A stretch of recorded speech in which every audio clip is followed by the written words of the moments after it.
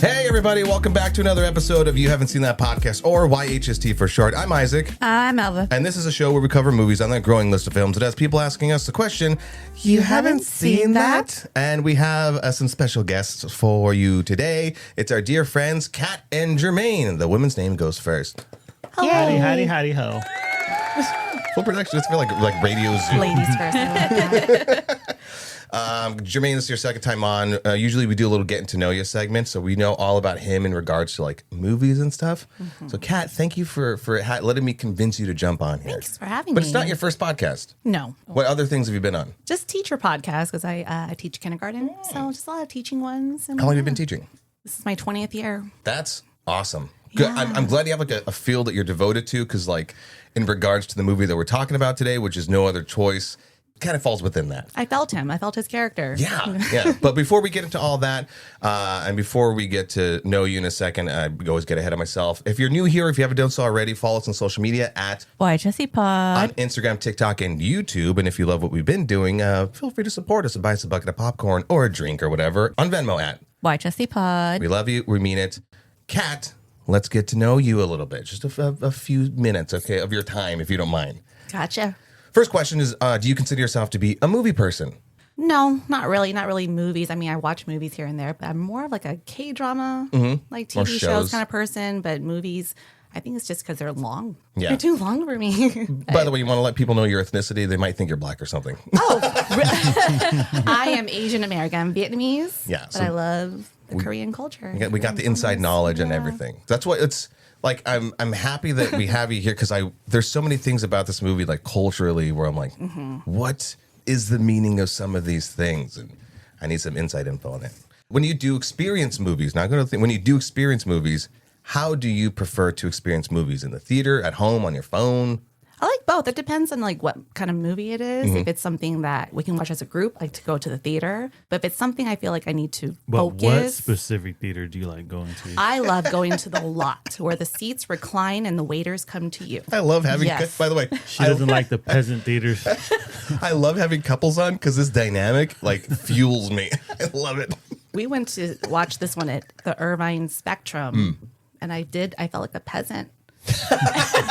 You know what? I'm not going to knock that. We went to the block, and I'm like, these chairs don't recline. Remember this shit? And I'm like sitting up like a normie. Yeah. Like, ugh. And you had to get your own drinks.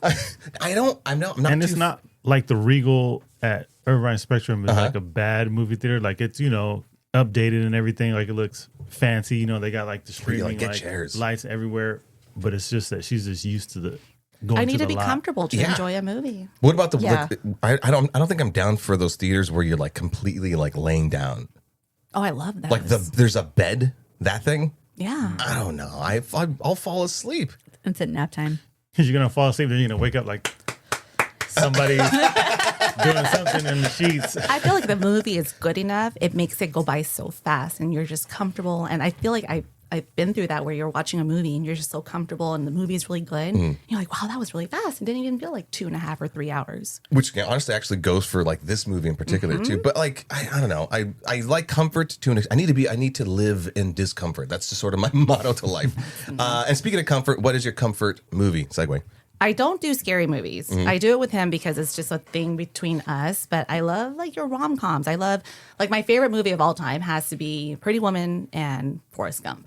They're very two different types of movies. Solid. Right? Pick. I love them for very different reasons. Yeah. But comfort movies are the ones that just make you laugh and cry all in one. Yeah. Oh, man. So, again, this movie that we watched recently, it was that too. Just a whole roller coaster of emotions. It's a film, not a movie. You know what I mean? Yeah. Like these other movies where it's just like kind of trash on screen. It's an experience. Like when you go watch these type of movies, like you get there and you're like, man, like why can't all movies feel like this? Like just have that extra something where you're just going there. Not to rag on like the Fast and Furious franchise, but when you go into certain movies, exactly what I'm talking about. Like you can just unplug your mind and just watch these movies for what it is, because they've become like a guilty pleasure. But when you watch these movies, like you're really immersed in this movie, because it's the way that it's shot, the people in it, the writing, the color palette, like everything with the characters, and then you're trying to figure things out as it goes along. So therefore, like your mind is just like locked into this movies, and not all movies have that thing to it. Which is why this is like a film. I think films are meant to elicit an existential thought, a feeling, those. And I think movies are what people call like popcorn movies, like Fast and the Furious, where you do, and those are fine, where you just check your brain out to the door, you have a good time. Well, yeah, watch all the flashing colors and lens flare and explosions, Michael Bay, and then everything else is like good storytelling. Second to last question. In the Venn diagram of both of your, Kat and Jermaine's, respective movie interests, what is in that sweet middle that you both like to watch? And what don't you? He's more, he likes all types of movies. There are certain genres. I just like war movies. I'm not into that stuff. Like I said, we share a love for like watching scary movies and thrillers together. Action, I'm kind of like meh, but I'm more of like the comedy side, and he's just more of like everything. Yeah, like it's hard for me to like not say a certain genre or style of movies. I don't really care what it is, but I would probably say it would have to be maybe like a musical that you won't do aspect. Not that I won't do it, but it's probably like last on my list. Same. Yeah, I think I've said that all the time. I feel you. What? We're both over here like I won't run to go see them, but there is a musical that is on like my favorite movie list, which is Across the Universe. Mm-hmm. You not seen Across the Universe? You familiar with it? Mm-mm. No? Mm-mm. It's all Beatles songs, the way like Mamma Mia is all ABBA songs. It's fantastic. You need to check it out. It's a 2006 movie, Across the Universe. It's beautiful. And they categorize this one as a musical too. No other choice? Mm-hmm. It's nominated under that category. They blur the line sometimes when they do that. Musical. They did that last year, I think either on the Oscars or the Golden Globes. I forget exactly what movie it was, but it was like definitely not a comedy. Yeah. And it was in the comedy genre. And we're like, really? We're doing that? Okay. I want to say this one's under that category, musical. That's why. Yeah, That's let's weird. Research that. I want to say I'll get eyes on that. All right. On it. And then lastly, what are the appeals of like Korean media, movies and shows? Because I'm not seen a lot of Korean shows or movies. I have seen some like Old Boy. This one, I'm blanking out. I know for Parasite. I know for shows it'd be like Squid Games. But I barely scratched the surface on it. What is the appeal of that culture? I'm telling you now, if this movie didn't have who it had in it, I probably wouldn't have went to the theater to watch it. I probably would have watched it at home, but because of who was in this movie, it's the actors for me. It's the actors and the director, like that. It's going to create, create something. Yeah, I will watch. I mean, there are certain actors and directors and actresses that if they're in it, I'm going to watch it no matter what genre it is. Got it. Mm-hmm. So you're familiar with like a lot of the Korean actors, because this feels like some of the Korean. Well, I know there have been like Korean actors that have crossed over into American film, and some of these folks in this movie I've seen in American stuff, so it's cool to see them like essentially in their element and on that specific canvas, the K canvas with a K, is so fascinating. So like I think I want to like immerse myself more in Korean media, which she's always like, I watch all my K dramas. It is interesting. See, and I like to tell people that are getting into K dramas, don't think of K dramas as like soap operas. It's one of those things like I feel that has like the stigma of these K-drama movies or shows are all about that certain thing that feel like a soap opera. But I'm like, K-drama is just the title for like Hollywood movies or like a Bollywood movies. Okay. Like it's an umbrella of, movies under the K-drama title. So like she's a little bit more immersed in it than I am with like the K-drama side of it, because like she knows like the Denzel Washingtons and like the Tom Cruises of like that particular like K-drama actors and actresses. But it's one of those things for me, it's just more so like I really necessarily don't care like who's in it, because I would have went to go watch this movie regardless of who's in it or not in it, because of, for me, Asian cinema has always been one of those things that's like, it always pushes the boundaries. And it started for me with anime, like all the action and the power-ups, but like these characters and the way that the story is pushed, it wasn't anything that I saw in like American like culture, kind of besides like comic books and things like that, but there was always like a motivation for these characters, like, you know, to get stronger, and then they always had like their lives and stuff. Like it's almost like a Spider-Man thing, like where they have to live their lives while they're dealing with this other thing. So you get that dynamic. But watching anime and then seeing them like push the boundaries on certain stories and with these characters made me want to jump into more so like the cinematic stuff, because I'm like, well, if they're doing that here, what else are they doing like in the movies that we're not doing out here? Because I don't think like we would get like a old boy style of movie out here, because it's like the way that they push these things and everything, the K-dramas, like the dramas that they have in these things, like what these characters are going through. Like, I don't really think like America's culture, not saying that they're not ready for that stuff, but it's like, it's a little bit darker than normal. It's too real. I think it hits different. Yeah, no, and I think you're all 100% correct on that. In fact, like the reason why I bring all that up is because I've seen sort of the recent trend in the past, 5+ years, where a lot of Korean media is sort of, you know, seeping over into American culture, and people are like, yeah, I'm in on everything K, you know. So speaking of which, I want to then test your knowledge a little bit on Korean film. Just 4 questions. Okay. Who wants to take it first? Ladies first? Kat? Yes, I'll go first. All right. First question. What Korean film was the first to win an Oscar? Parasite. Ding, ding, ding. Ding, ding. There we go. Jermaine, question number 2. In K-pop Demon Hunters, what was the name of the singing demon hunting group Celine was a part of? Celine was a part of? Like her actual group that she was in real life? That I don't know. No, in the show. Oh, right? like the Huntrix and Yeah. Who is Celine? I looked this up, and I looked up the Celine. trivia. You're talking about Rumi? No, The characters. one of the singers. You know how like it keeps passing down to the next generation. Oh, I don't know what. No, like that before Huntrix. I only know Huntrix and Soldier Boys. That's it. Do you want to try to steal it? Do you know it? No, was it That I the Kim don't know. sisters? No, it wasn't. Starlight Sisters. Ah. Close. He did not run these questions by me. Hey guys, even I didn't know that. That's a good question. Kat, who was the first Korean actor to successfully cross over into American film? Hint, think 1930s. This is deep knowledge. Yeah. I do not know. Yeah, this is like one of the more That's complicated. too far back for That's, you. yeah. That would be Philip Ahn. I don't even know who that is. I taught you something today. Yeah. See how that works? And lastly, Jermaine, your question is actually for both of you, name one other film directed by Park Chan-wook. Old boy. Well, yeah, we just looked it up yesterday. So Well, there you go. There's just a little bit of trivia for you. Super intense, right?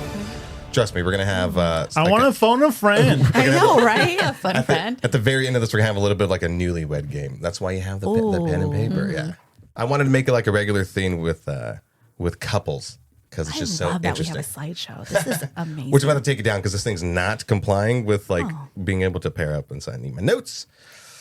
Okay, so before we actually like deep dive into it, I want to go around the table and give like a spoiler-free, like, you know, the 2-3 sentence review, spoiler-free review of No Other Choice, directed by Park Chan-wook. No spoilers, huh? So tell the people out there who maybe, like, usually this is their pause point. They hear the spoiler-free review, they pause there, they come back, join the conversation later. But, you know, what can you say to them to entice them to go see this movie? For me, there were certain shots and scenes throughout the whole movie that just made you... Like, I'm all about the little details in the movie, the way the director and the way the editors put certain things in the movies. You're just like, I don't think anyone heard that or saw that, but I really love that. And I told him we should go back and watch it again to catch. Do that.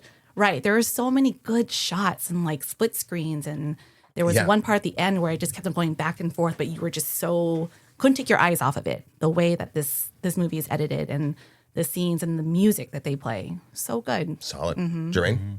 For me, it was the feel of the movie. It's one of those, like, if you like a fun, dark, twisted feel of a movie, like it had a mixture of, man, like a little bit of like that like Glass Onion, like kooky little vibe, like mixed in with like a little bit of Quentin Tarantino. Interesting. Because when I watched like the Parasite movie, like it's a solid movie. Yeah. But the ending to me not saying that this is all like Quentin Tarantino, but the way I can describe the ending, like it was like very Quentin Tarantino-esque. I got like, you. Yeah, you know, when a boy like went out there with the knife and. Let's not spoil it. But Keep it broad strokes. Because I'm not gonna get into it, but it has kind of like all these elements. Like it's kind of like just a very imaginative story about what potentially like somebody could do if they were put into a position. Right. Yeah, and I can't wait to get into that a little bit more. Alva, what's your spoiler-free bite-sized review? It was really well scripted, and it was this thriller that took you through like that person's stages of, I guess, grief of what was happening throughout the whole thing, but from his point of view. And I feel like his struggles of finding out who he was. Yeah, fair. And then for me, I would say that it's a lot of substance, along with like it being stylistic, filled with a handful of very layered characters with like fascinating, nuanced arcs. And I cannot tell people more to go see this movie. So there's a pause point. Go watch the movie, come back, and let's join the conversation.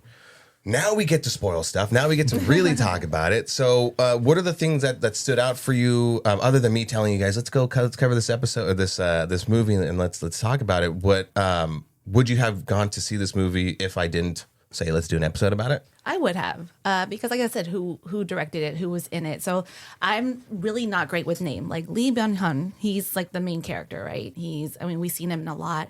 I would say is the like front man in the front Squid man. Games. He is your Storm Shadow. He's your Denzel of Korea. He's your Tom Cruise. He's amazing is what he is. He's amazing. And then I feel like he also crossed over. We've seen him in a lot of American shows and movies and stuff.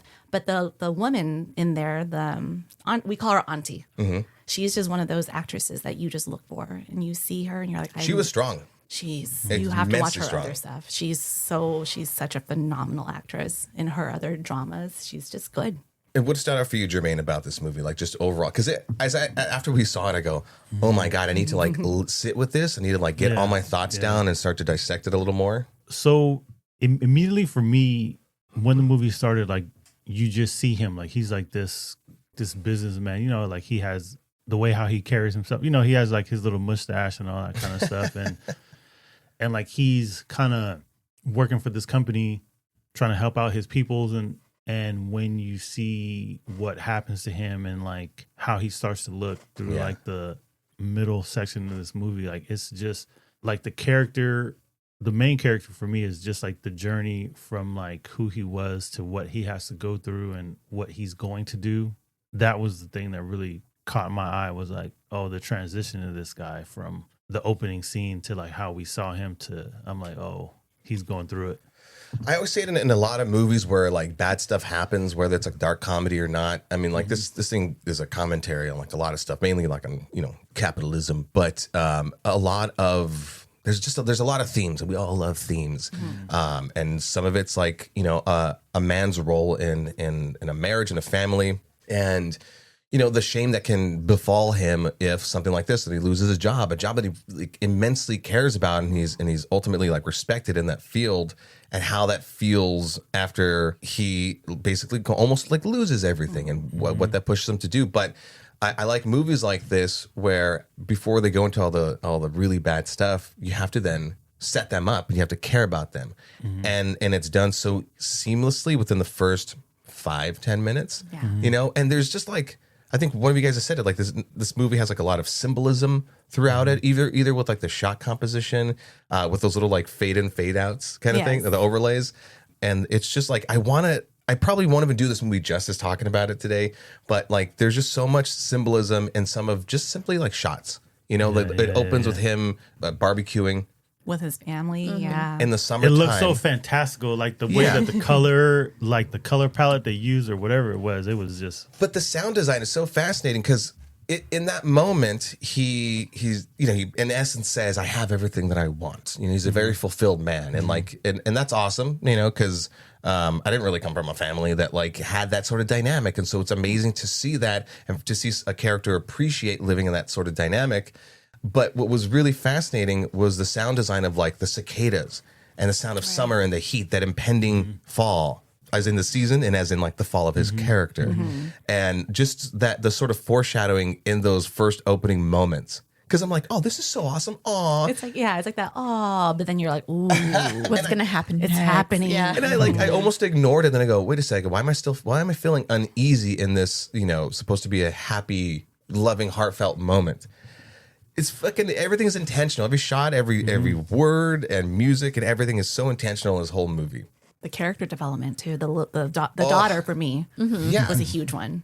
Like you just kind of know, like, oh, we know there were so many things that could have happened to this little girl. Like there was so many, and I felt like her character was really important for the whole movie because coming from a K-drama background, you're just like, oh, what's gonna happen? Like this little girl can either Does shit happen in other K-drama stuff? because of the character that she was. Yeah. Like this little girl who I want to say she's autistic. She's Yeah, I a was child with thinking autism. that too. And what they carry and what they could possibly do or not do to just kind of flip the whole movie. So I was just really excited to see what was going to happen with her towards the end. And this movie like had such that like tone of dark comedy, and like it's just the mix, the perfect mix of dark comedy, drama was just like so. I think I'm going to overuse. I always have a word of the day: seamless.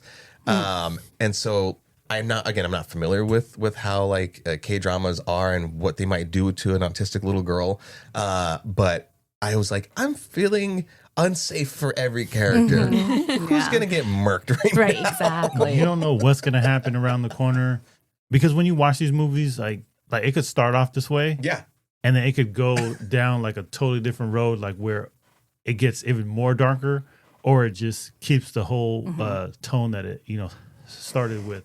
And it's one of those things like I feel like if you're anybody, male or female, for most adults, I feel like watching this movie, you're like, man, this could happen to like any of us. Yeah. Like at any given time. Cause we had the conversation because it's like I'm one of those people who kind of like sort of look into like stocks and type of things, like where the world is going. So I look at all these companies. One of them is called Boston Dynamics. Like they're, you know, building these autonomous, robots now that can like work in factories that can actually like pick up like heavy car parts and just walk right over and just put it on there. So watching this movie, I'm like, man, like this is kind of like where the world is going. So you don't know necessarily like who's going to have like their jobs. Because when you look at like the simple jobs, like even like fast food jobs, now that you have like all these smartphones and things that you can ask all these questions, like there are places that are already starting to implement the you just walk up and push a button and then the robots make the food or make the drink for you. So it's like you never know who's going to have their job like in a year or 2 years, 5 years from now. and like to go down that existential road, like human beings we've developed convenience since forever ago, from the start of the wheel to like the current AI stuff, and even for like fast food, the idea of just like getting your food immediately as soon as you order it. It was like a breaking thing back in the 50s or 60s. And so like we're never going to stop evolving, but there's a quote from Einstein that says, "It has become appallingly obvious that our technology has exceeded our humanity." And it's a very profound thing. He saw it coming. I think it might have been in regards to the atom bomb, that whole fun stuff. But like we're always going down that road, and we're always giving a piece of our humanity away in exchange for convenience. And so this movie being a commentary on all of that with, again, let's just say like capitalism. I mean, because really that's what drives a lot of like our inventions and stuff, is that the demand for convenience and just high demand for stuff to have it immediately at your door. You can order food, you can order toys, you can order everything, it arrive at your door. You can have somebody come over and change your light bulb for you. It's like we're 2 beats away from all those people in Wall-E. Yeah, I said that. yeah. I said that. I was like, we're very close to that. The Jetsons. It's happening. Where we have Waymo and what's that food delivery robot thing? Oh, yeah. And sex robots. I have mine on back order, but so it's really fascinating to see that displayed in this movie, and it's you see it through a couple of other characters, but mainly you see it through our lead character, where he is an ordinary run-of-the-mill guy who takes pride in paper. In paper, I know. Little did you know, I also come from paper. Do you? Yeah, my dad used to work for a paper company, and they got bought out. And All right, so paper fed you guys too. I know. I told Al, like, I'm from a paper family as well. Yeah. That's- And my uncles worked in the same paper industry. My dad lost his finger to one of the paper machines. I've seen those reams of paper. Everything that was like Did he shown. tap it with a stick too? He tapped it with his finger and then he got lost. But like, so it's just so funny to be like, I do pest control. So there is that pride, and ain't no robot gonna. Well, maybe robots might Oh, take trust me, over. as a teacher, we're scared too. Yeah. We're very scared for that to happen. But I consider myself to be like an ordinary man, and I take passion and pride in like the work that I do. But when is that point going to come where convenience overrides having a person do it? And then it's the pride too that this character, that most of the characters in his division or field, whatever you want to say, like all these guys was like, this is what I know. This is what I went to school for. This is what's fed us all this time.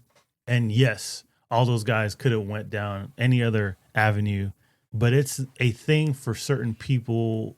I don't want to say like it's a cultural thing to a degree, but there's certain people out there was like, this is what I know. Yeah. Like, this is me. And maybe it's a fear of like going into the unknown for certain people, because like who am I if I'm not this? Which is something I wanted to bring up to you. Like you said earlier on, you're a teacher of 20 plus years, 25 years. Yeah.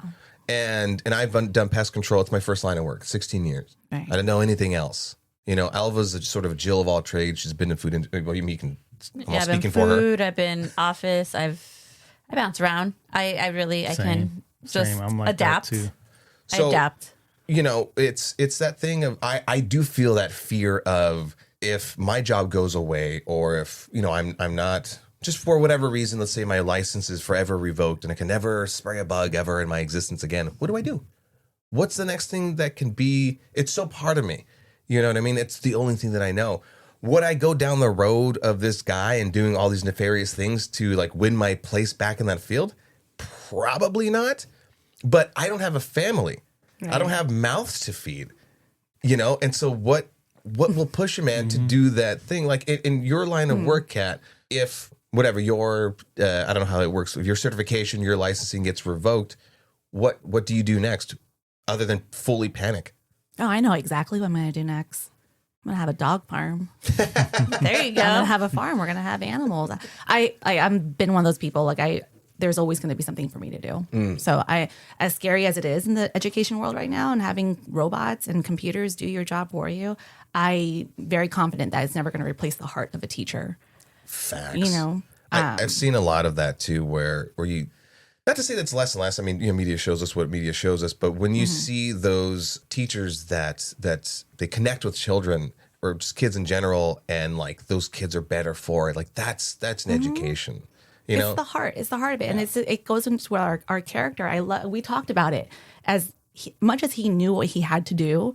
That heart, that inner human like empathy. When that guy came in, he's like, "Oh no, I can't let him go in that house." Yeah. Even though he wanted him gone, he was like, "Oh no, he's about to see some." Am I allowed to curse on this thing? Oh, fucking say whatever the shit you fucking want. He's like, this man's about to see some shit. Like I had to stop him from going into the house, and even with the other guy, he saw his daughter. He gave his daughter money, and he's like, man, like he felt it. I can't do it, but I have to.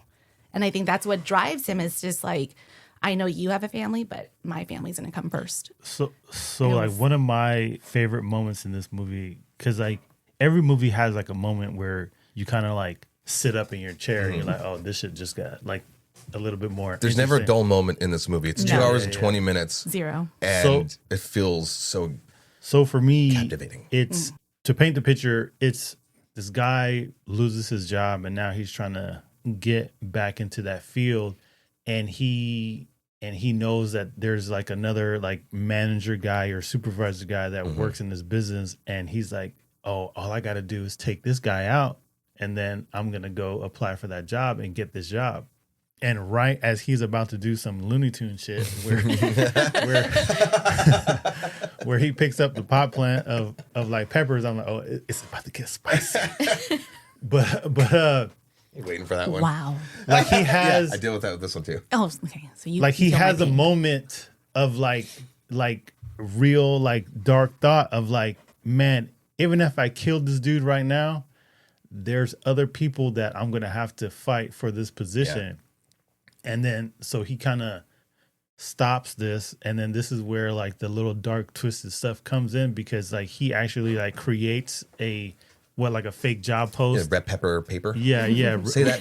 I do that as my Yeah, I do that as my warm up. Right? All right, let's go and start red pepper paper. Red pepper paper. Creates an ad, and then he gets all these guys like resumes and all kind of applications come in, and he's like looking to see, like he's mashing up his resume with everybody to see who he's better than. Yeah, who's the top dogs. Yeah, and there was like 3 people that was above him, so now he has to take these 3 people out, because he figures like if he takes this one guy out who's already working for the company, there's going to be people out there. Yeah, so he's like, I got to take these guys out, and then I'm going to be top dog. So this is where the story kind of like begins for me. It was great how they did it too, because if you follow this actor, I told him, this is what I love seeing, is an actor who can do funny and serious roles. Yes. I've only seen him in serious roles. Okay. So to see him in a movie where he's actually making me laugh and he's dancing around, he's doing like funny little silly things where you're just like, oh my gosh. And I told him, I said, I would. Physical comedy. Yeah, I said I would always love. I always wanted to see like Angelina Jolie do a rom-com.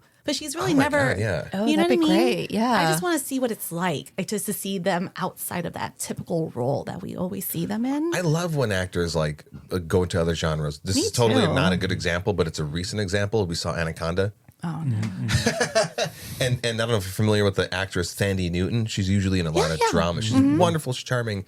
And I was like, good for her. She's her chance to be in a comedy. Unfortunately, it's an Anaconda. It's not a great movie, but I get that. It's poor connection, but you see what I mean. Yeah, I think that's what I was talking about. It's just I love seeing him in that role. Like he made me laugh, because usually it's just like, whoa, action, ooh, shooting, ooh, serious stuff. And now it's like, now you're making me laugh. Like, you just love him as an actor even more. Well, one of the funniest scenes is his attempt to unalive the very first guy, and like the music's loud and there's just this misunderstanding going around, and it's so fucking funny. It's perfect. I completely lost it. I was like, I don't know what's going on right now, but it tickled me. Yeah. Just like the whole, everything's loud, they're both screaming, but somehow they're understanding what's being said. Mm-hmm. And the confusion of like, what are you talking about? No, I'm not doing this. I'm doing this. Right. So many funny moments. The snake bite scene. Yeah. For me, that to me that was just a funny scene, and like the way they shot it. Straight out Elmer Fudd Looney Tunes. Yeah. Looney Tunes shit. The hiding behind the tree, popping hiding up behind the tree, and him just in the background But just doing seeing like him the most on the ridiculous ground, movements. like on the phone with his wife, in With the the back, galoshes out. you see her just like sucking the crap out of his leg, and you're just it's just so many. There's fun that moments. comedic beat. She stops and looks up at him, and then keeps going back to it. Right. And you have that comedic beat, and this is one of the things that like I like about like anime type stuff, and even like the K-drama, and even like the Japanese like cinema. We have it here in America too, but you had that comedic moment, right? The whole beat going up to him trying to run around, snake bite, her sucking the alleged poison out of his leg, and then the phone call with his wife. And you're sitting there laughing, all that. And then it cuts to him like looking up research, like, can you really die from this thing? And it's like, no. You're supposed to keep your leg above your heart, Yeah. and you're supposed to cut in and suck the poison out. And the things he saw is complete opposite of that. He's like, man, I could have survived that. Like, it's crazy. Like, I love that little moment. There's a one of the themes amongst many, and I literally we're not gonna have enough time to talk about all the things, but one of the ones I wanted to cover was like the topic of like addiction, and how they sort of introduced it. He has an addiction problem later on, and it meshes so well with his character, and that instinctual, dark, intrusive thought of like, well, what can I do? Can I go to do another field of work, or do I just unalive these people? And so like that's like an addict's mind, and I think it was so like cleverly symbolic of the alcohol is very tempting to him, as is doing these 3 murkings. And as he does each one, his soul dies more and more until the very final one. What does he give into? killing, and alcohol. And he does it so easily. And when he does it, it's almost like a very Dexter-esque, like it washes over him. Yeah. And he's got it down to a science. Because the very first death, we're sitting with it for like 20, 30 minutes. He keeps coming back and he tries to figure it out. And it's hilarious and it's sad. And it's like, it's so dark. It's all of these things, you know? But like how it's written and how it's played is you see these characters like figuring it out and just trying to think it through. It's so well done. The one that got me, the character that surprised me the most was his wife. Yes. I was like, I told him, I said, I for sure knew she was going to be like, I'm turning you in. And I'm like, oh no, she's just as crazy as he is. Like that. I love that's that so little cute. twist. Right. I love I got that. you. Don't worry about it. Right. She's like, whatever you do, yes, do it. And it's like, whoa. Well, that's another thing that I enjoyed that this movie did is establishing that they are a strong couple. They can, couples that goof off together, or in this case, podcast together, stay together. Right. And, I think a successful couple can joke around, can goof off, can be really serious and talk about these moments. And it seems that they have had a past with dealing with his alcoholism. So like in other words, they're very loyal to each other. They have each other's back. He's buying her stuff, and she has his back. She's making those what you would kind of traditionally consider masculine decisions. All that stuff. Like it's all that. So while I was watching the movie, like I was trying to figure out, I was like, is the wife gonna rat him out, or is he gonna get caught? Because they kept kind of like leaving like little crumbs. Because remember when he shot the guy who stopped to help him, and the bullet shell was still there. Yeah. I was like, This is it. this is the beginning of the end for him, like where things are going to start to pile up. But as I was watching it, I was like, I want him to get away with everything. Like, I don't care like what happens. That's a tricky thing to do with That these was types the of ending things. that I wanted. It's very much like Breaking Bad with Walter White. Yeah. He's not a good person. You see the de-evolution of his character, and you want him to get away with these things. Like he's gotten to a point now, like where he's like, by any means necessary. But for me, the point that I told her too was like when their son got in trouble for robbing that place for like the iPhones or whatever it was. When the mom went to go talk to the shop owner, and she was like getting her Let me take off this bra bosoms, really quick. Yeah. Hold bosoms on. ready. I was like, oh, she's a rider. She's a by any means necessary. So I low key was thinking right. like already. I'm like, if she finds out, I'm like, I don't think that she would actually like rat him out. So I thought she was at least going to confront him about it. Same. yeah, that they were gonna have a moment. Yeah. But like I said, I still didn't know how it was going to play out, which was still interesting. And then the fact that like when the son went on the roof and he kind of saw the body that his dad was doing in his little His greenhouse. Yeah, his greenhouse.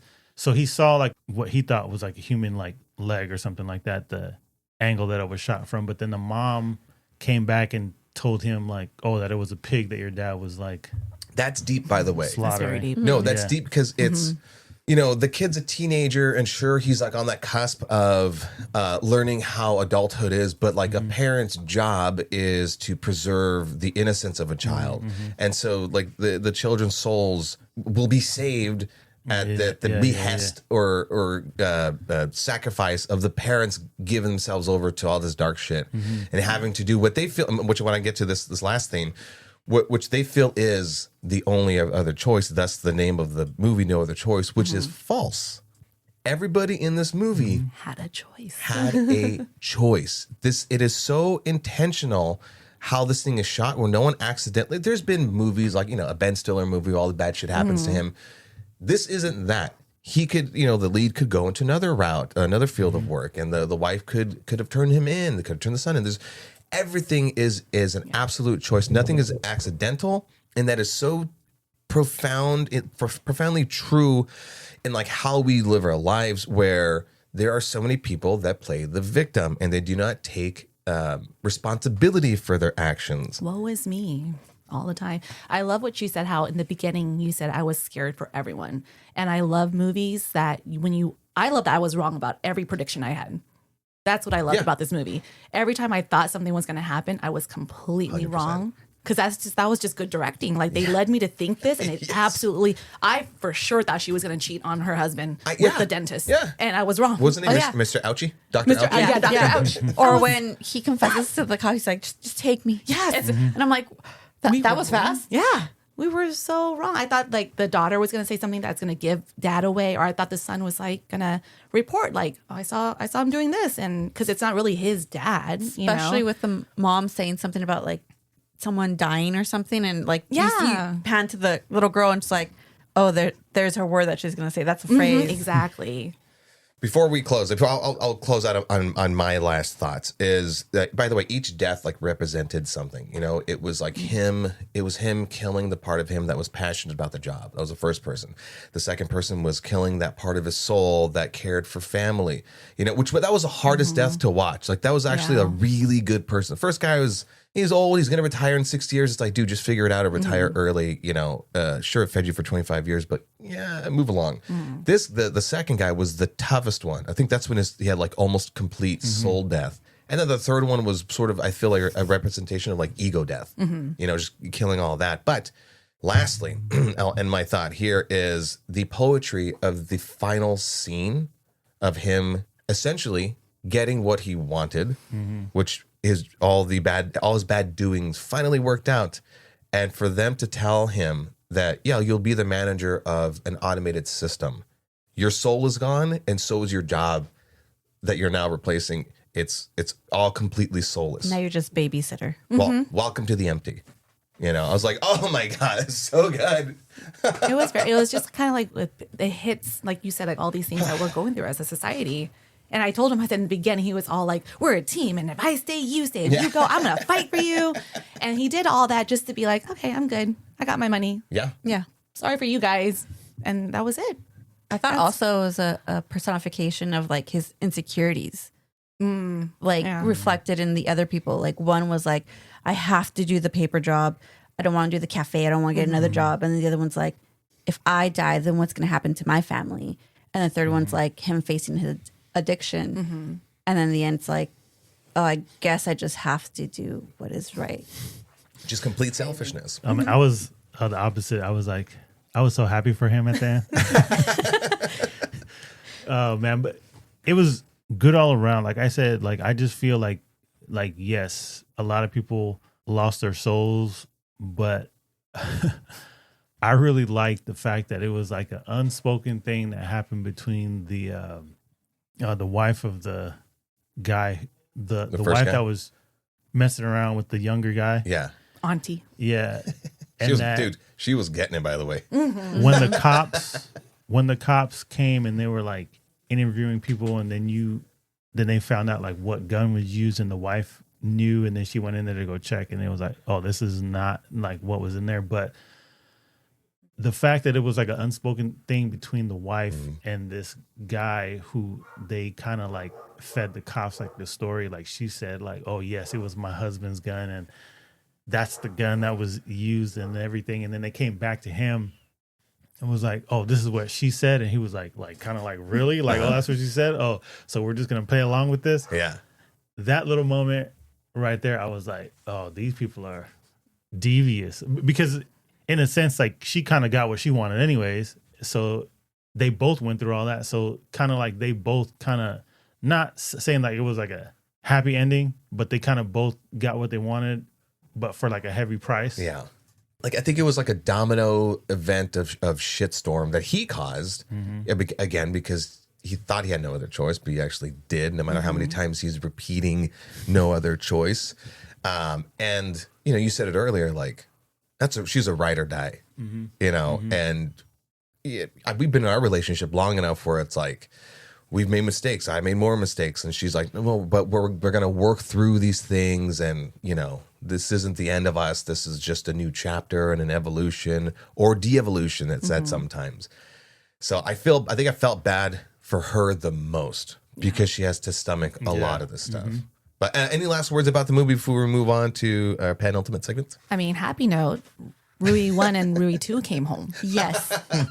I mean, to I was me, devastated. I was so, look at me when she said, "There's too many mouths to feast." I was like, "Oh no, you starve. How about you I starve?" thought they're gonna get rid of the kids and forgot about the dogs. I was so sad. I was The like, little "Oh, no." dogs with the raincoat. Yeah. Oh, And when they man. came home at the end, and the little girl, it was a really beautiful ending for her. Yeah. I love seeing that. Any last words about the movie? Mm-mm. All right, now we move on to our penultimate segment called YHST Fresh. Every other episode, we alternate and going back and forth. I hit the wrong button. Now we move on to our penultimate segment we call YHST Gets Fresh, where every other episode, me and Alva alternate on guessing the Rotten Tomato critic and audience score of the aforementioned movie. In this case, no other choice. From 0 to 100, 59 and below being rotten and 16 and above being fresh.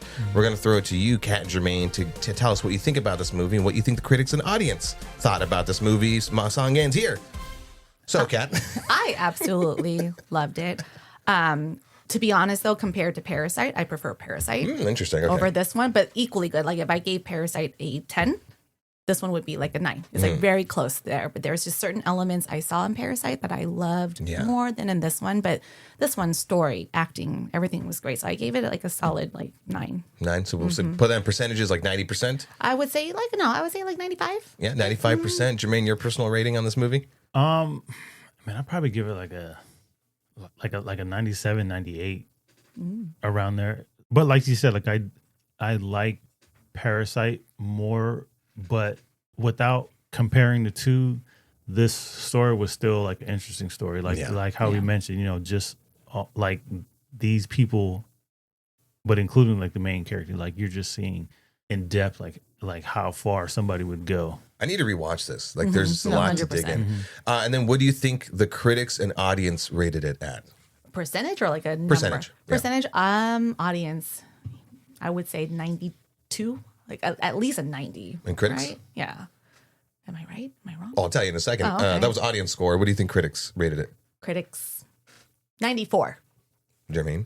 I better be like 97 to 100. All right. The reveal is 98% from critics and 94% from I audience. got one of those numbers. Yeah. Albert, what did you think about it? What was your rating on this movie? Because I also give it about like a 99%. Give it like a 97. Yeah. I think Yeah. everyone and anyone can watch it. Usually, I'm high. not fond of like reading subtitles and stuff, but I think you were telling me. Oh this. yeah, no. There's part of the movie where I just stopped reading I never saw that. subtitles and just like Took it in. I was like, I'm in this. Forget Yeah. the words. I somehow understand the movie. Right. Yeah. But here, fun fact here. My friend Esther and her husband, who are Korean, they went to go watch it because this is great. Just being Korean and having a Korean movie in the theater. Yeah.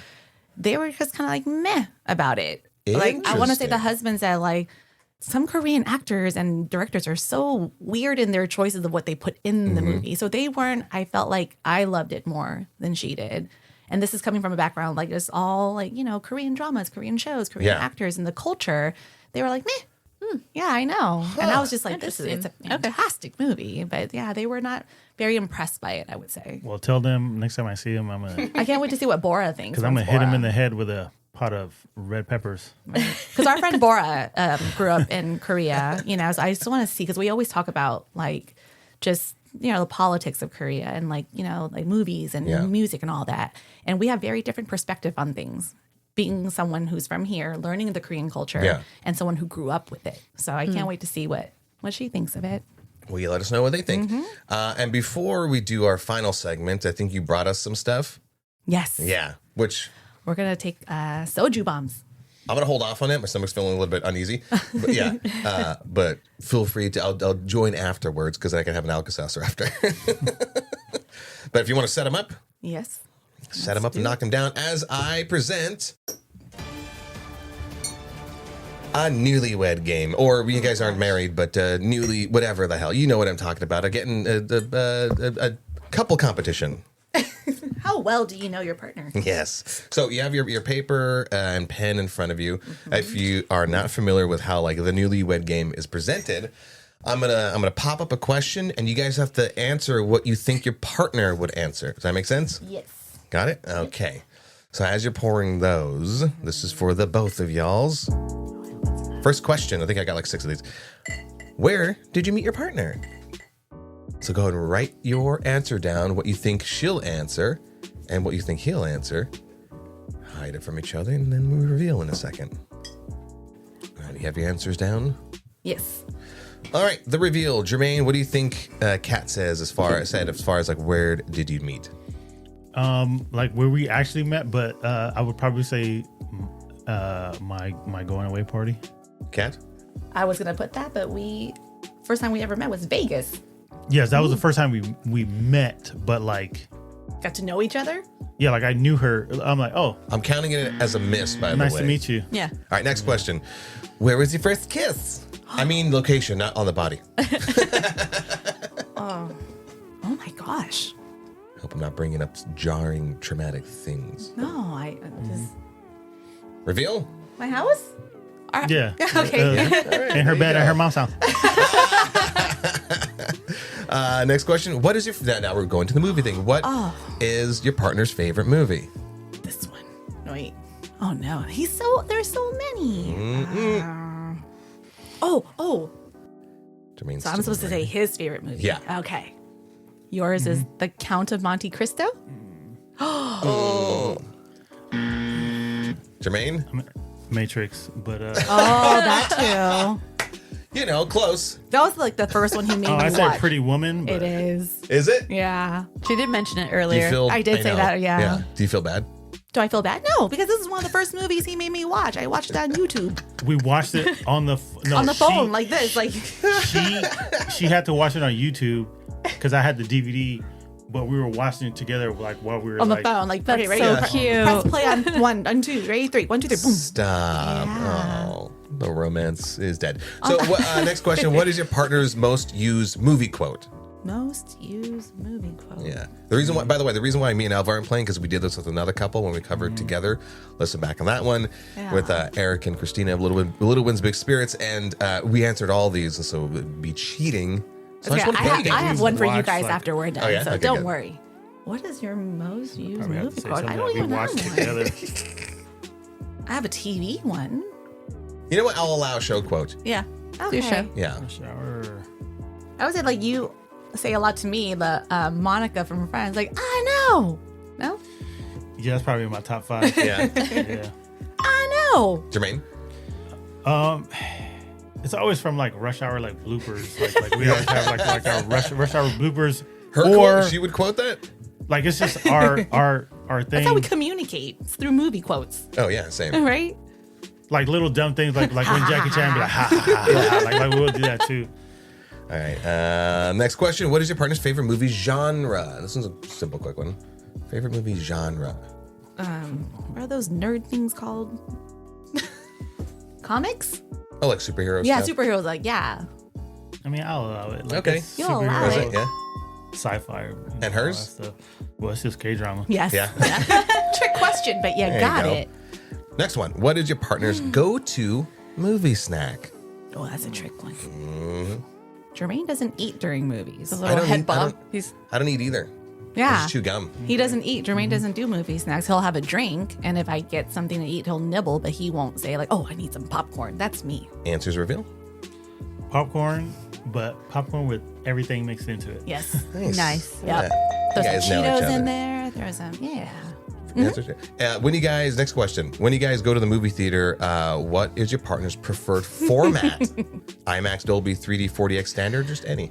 His is just any. He has, as long as he can watch the movie and there's a place for his butt to sit, he's good to go.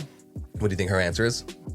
Her format is whatever the lot has. The lot. 100%. Yeah. Whatever There the you lot go. movie theater is playing it. And lastly, related to the movie, would you go through the extreme lengths like the character in the film, or would you switch fields of work? Jay would, I would hope, but I'm thinking the kind of person you are, you would switch. I feel like you wouldn't go through the lengths of hurting anyone. You're such a No, we kind got person. too many mouths to feed. The 2 dogs gotta go. The 2 dogs Absolutely gotta not. go, baby. No. And if But that's the case, you're gonna go because they're So, not going. They're not I going. would switch because I've had like multiple jobs, so it's like it doesn't really matter. Like Yeah. as long as I'm working. So And then she sort of answered it earlier. We said you would find a new thing to do. Yeah. All right, so there you go. You guys know each other. Yeah. There you have it. No there other it is. choice. I have a question for you, Yeah. Joe. Oh, yeah, that's right. What is a movie that like you wanted her to watch, or she wanted, like vice versa, that you were just kind of like, I can't believe we just wasted our time watching this movie. Like a movie that Isaac's like, babe, we have to watch this. And then there's the one that Elva's like, we have to watch this. And at the end, you're just like, And you guys are like, this is trash. Why did we watch this? Fantastic Four. Yeah. It's a through line. Which, The one with Miles Teller. Yeah, that one. Yeah, where it's all dark and everything like that. I was like, the trailer looks good. She's like, I'm telling you, it's going to be bad. And it was just complete garbage. Also, when the very first 50 Shades of Grey. Oh yeah, we don't talk about that one anymore. And then she's like, I'm not going to make you watch the rest of those. I want to know, last one, and then we can go. Is there every one of us has one of those like guilty pleasures that's just like a trash movie, but it's like so good to you? Pitch Perfect. Really? Yeah, love Pitch Perfect. I would never have guessed that. Really? Love Pitch Perfect. The first one. All the other ones are crap, especially part 3 where they turn into spies. Part 1 is a perfect movie. I can watch that one. We can listen to the fucking soundtrack over and over. What's your guilty pleasure movie? That's just like, it's a terrible movie. No one else would watch it. Just like Schindler's List. Oh, No. That's a great movie, though. No, we talked about this last time, and I think I just watch all of them, and I just love them all. But I don't think I have a guilty pleasure Oh, okay. because I just rewatch all of them. Even if it's like bad, I'm like, I just love you so much. Oh, yeah. I watch Tyler Perry Medea movies a lot. I love those. Yeah, It's terrible acting. It's very predictable. Oh my I guess God, those are yeah. my guilty pleasure. It's- Yeah. Dear Lord. And I'm just like, I can watch it again and again and cry again and again, but it's terrible. And you know when you're gonna laugh because you're like, Yeah. it's coming. Yeah. Exactly. All right, now we close out the show. We learn a lot about each other. I thank you guys very much for joining us on this episode. Thank you for talking this movie. We'll definitely have you guys on again. I appreciate it. Shout out anything, any last words you want to say to the audiences? Just thank you for having us. That was so much fun. Glad you guys enjoyed it. Yeah. oh yeah, Thank you for the definitely drinks. go watch movies. Period. Movie shows, but like, And watch K-dramas. yeah, get Yeah, a little there bit you more go. culture in life. Yeah. You know, don't be afraid of them scary little Subtitles. subtitles. And in the meantime, the Kat and Jermaine will join us on letting everybody know to let us know what movies are on your growing list of films that has people asking us the question. You haven't. You got to join us. On Join the count of 3. What are we saying? Everyone can let us know what movies are on their growing list of films that has people asking us the question. You haven't seen that? There you go. I got to prompt people next time. Okay, bye. Bye.